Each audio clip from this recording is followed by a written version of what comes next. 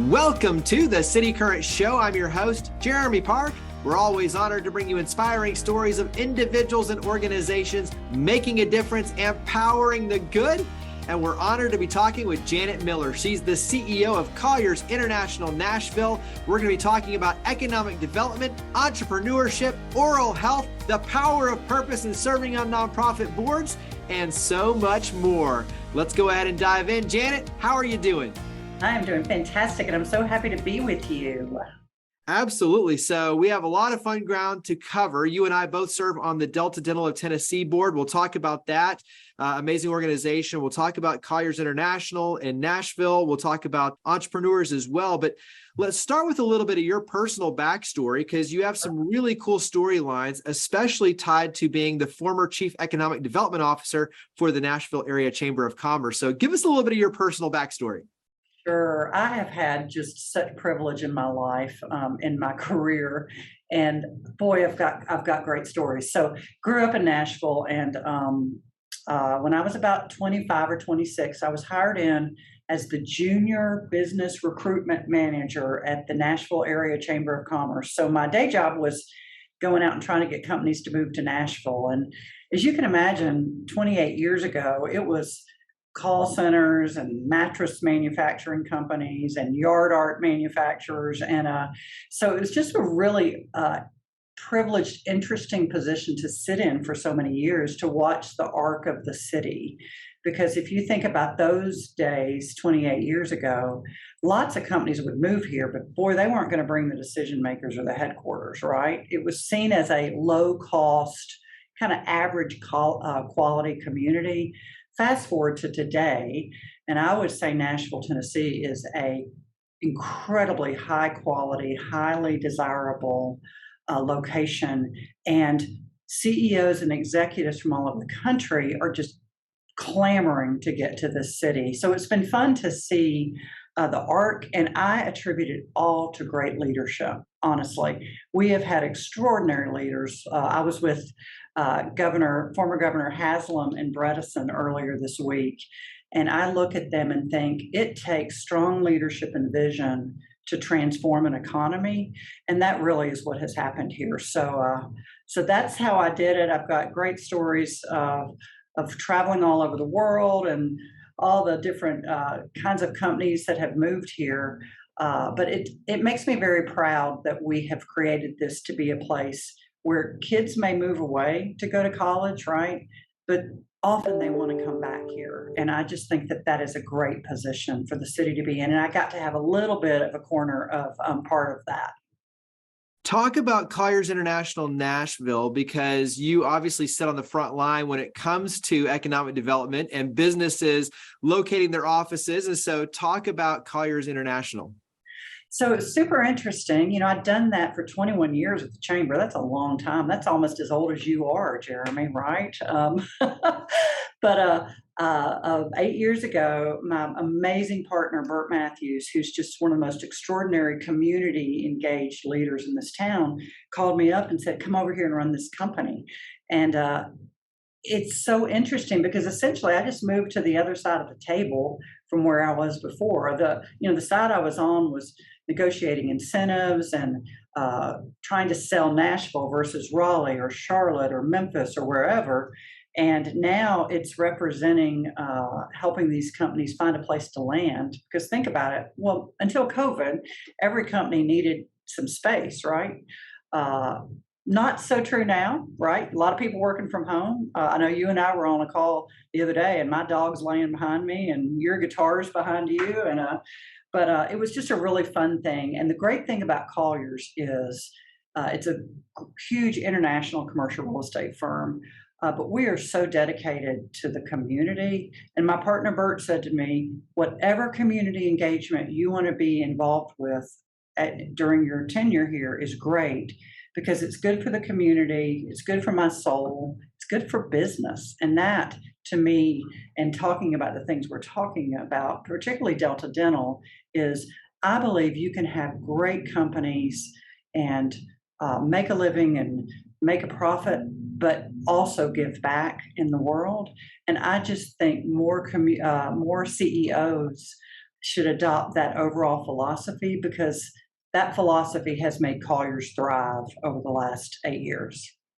Before we switch over and talk about the philanthropic side, give me one either industry trend, something that has your attention when you talk about Colliers International and what's going on in Nashville with the business development and the businesses that you're working with. What's a trend or something that has your attention right now? I would say the number one trend, and it's been bubbling along for my whole career, but post-COVID is so acute. Everybody thinks the business is about space, right? It's about finding land, finding real estate. To me, everything in the economy these days is tied to people, and it's the availability of the right skilled people with the right attitudes and approach. And it goes back to the quality of your public education. So to me, the whole workforce issue, and we're seeing such a crisis in America, it has to do with the pipeline, which starts with pre-K and education.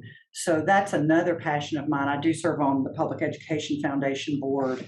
If we don't have amazing schools that people want to send their kids in and have them thrive, then solving the labor shortage in America is going to be a very difficult thing.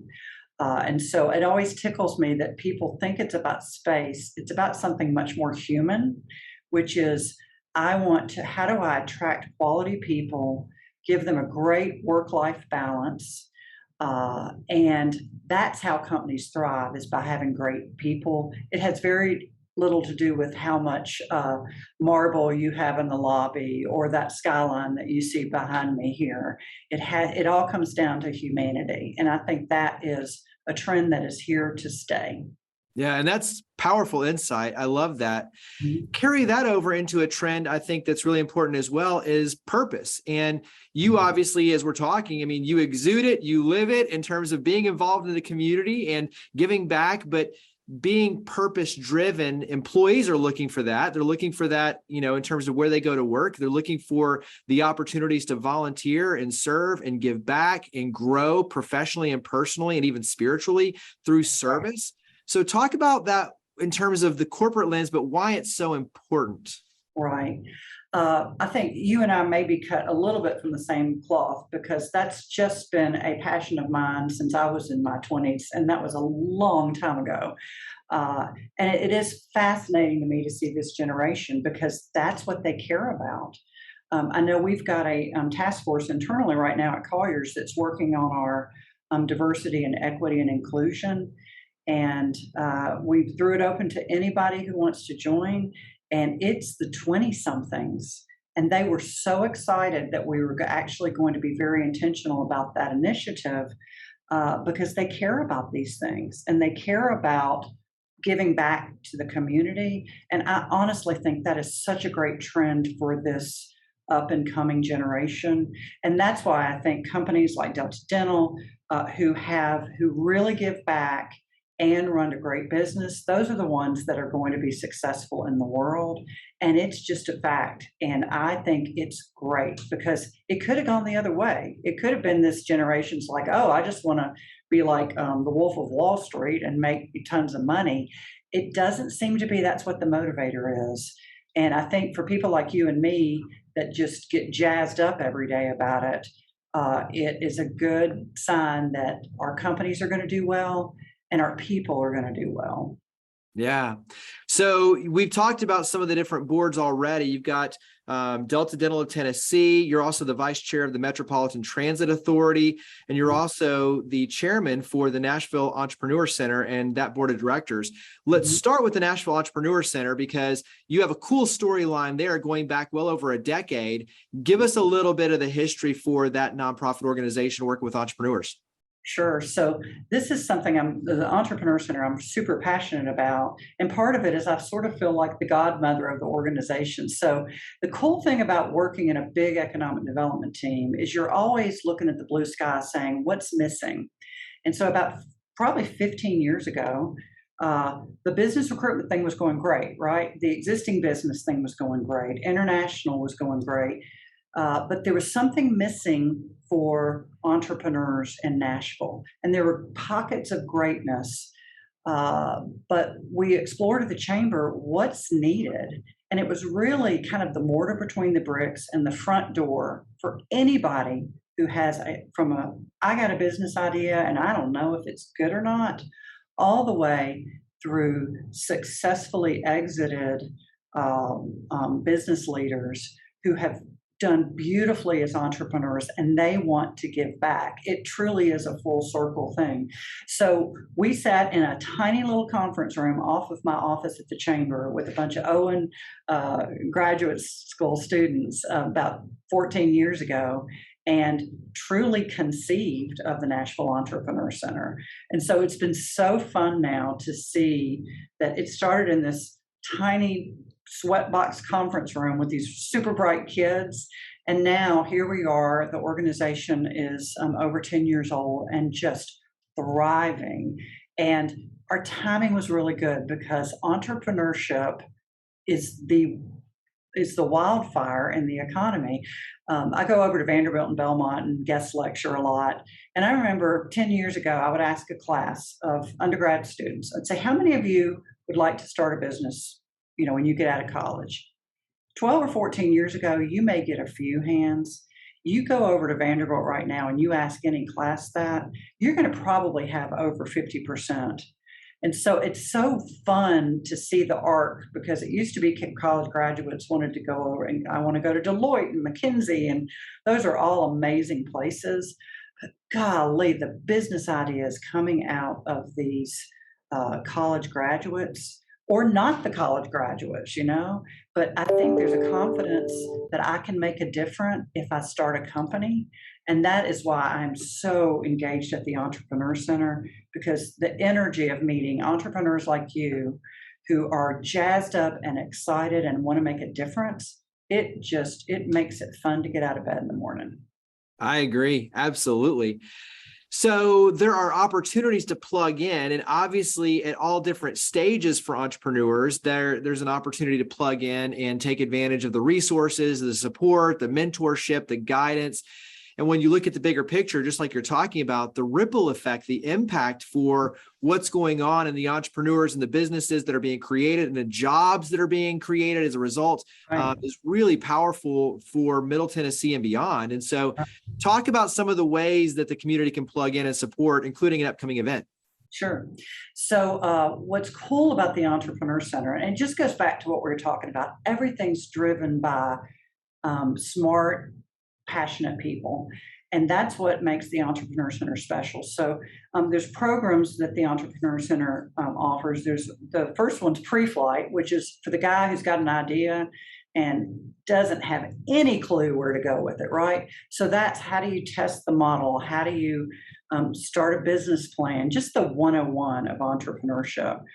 We have a program called In-Flight. That's the next one. And that's for you've got your company, you're up and going, you're trying to scale it to $1 million or whatever. And that is kind of the next tranche. We have other industry programs like Project Healthcare. This is the healthcare capital of the world, right? So healthcare, music, entertainment. And you and I were talking yesterday, and I've always viewed Nashville as a place where people just load up their lives and come here to make their dreams come true, right? And it's known that that's what musicians do, right? That's what these entrepreneurs are doing now. So it's the same spirit of, I want to go make my dreams come true. And that's what's special at the Entrepreneur Center. So it attracts a lot of mentors, a lot of really successful, smart business people who say, I want to come over there and mentor and give back to people who have the idea and may not know where they're going or are trying to scale. So there's mentoring opportunities to come in and mentor the entrepreneurs, and a lot of that's how you learn, is from your peers, right? So lots of peer group consulting. And then what else is cool is those, we call them phase 4 entrepreneurs, who are some of the names that you would know in this town, right? The Frisks and the Turners and the Ingrams. They love coming back and mentoring these folks. So mentorship is a place that you can get involved. If you've got an idea for a business and just don't know where to go, we're the front door. So come in. we may send you to, there's so many great resources in the ecosystem. We may send you to one of 20 other organizations, but we're going to shepherd you along the way. And then the event, which is super cool, really excited about it. Our signature event is called the Next Awards, and it is 1,000 people gathering at the Skirmerhorn Symphony Center to celebrate the concept of making your dreams come true. So we have the Entrepreneurs Hall of Fame. Our nominees, our winners for this year were just announced, and it is everyone from Andre Prince, who started Prince's Fried Chicken, is one of the honorees. Amy Kurland, who came up with the Bluebird Cafe, is being honored this year. Mike Schmerling, who has started and launched over 11 businesses. Think about who else is in the class, but the event is open to anybody who cares about startups and celebrating entrepreneurial success. And I have got to tell you, it is the ticket in town. Last year, it was off the chain. So if anybody's interested, you can reach out to the Nashville Entrepreneur Center, and it will be a sellout. So if you're interested, get your tickets now. It's October 24th at the Skirmerhorn. So super excited about that. Absolutely. That's awesome. And so talk about then Delta Dental of Tennessee, because you and I both serve on that board. It's been amazing to see, to your point earlier, the philanthropic heart, the amount of giving, the charitable side, but also too, when you look at oral health care and how that ties to overall wellness and health, but the shortages of dentists in areas and the problem solving side of it, I think it's impressive and it's extremely important. So talk about maybe one or two things that you've seen already being on the board with Delta Dental of Tennessee, and kind of how that shaped your vision for the community at large. Sure. I think you and I have learned a lot about oral health, haven't we, in the last 6 months? Some of these things you have no idea. One of the reasons that I was so attracted to the Delta Dental board, and I'm sure you share this, is they are an amazing organization that really helps with critical health issues. I mean, your oral and vision health are essential to everything, including heart health on down. But the fact that they then turn around and give an enormous share of every year's profit to the Smile 180 Foundation. And as you mentioned, one of the things that has just stunned me in learning is the lack of dentists in so many counties of Tennessee. And it's all connected, right? It's the labor shortage. The universe, there just aren't enough young ones coming out as dentists. And so Delta Dental, instead of just saying, well, that's the way it is, they're like, what can we do about it? And have taken action. And it's supporting the universities, with the University of Tennessee, the dental schools, also these organizations like the Interfaith Dental Clinic, because you and I can just walk down the street, to our dentist. A lot of people, it is a challenge and it can be expensive. And so it just amazes me that over $20 million has been given to these dental clinics all across the state, and trying to problem solve the shortage of dentists. So it is just such a privilege to be involved. And plus, I get to hang out with fun people like you. So it's a win-win-win, right? Absolutely. Wrap up with words of encouragement, because as we're talking, you sit on a rare vantage point where you have the business development, the economic development. You get to see the growth of the community, serving on the nonprofit boards. You get to see the heart of the community. So share some words of encouragement when you look at wrapping up 2022, making it a success, but then building on that momentum for 2023. Give us some words of encouragement. I'll give you some words of encouragement. I had a life-threatening health thing this year. And it really, when you have that, you really look at what's important in life.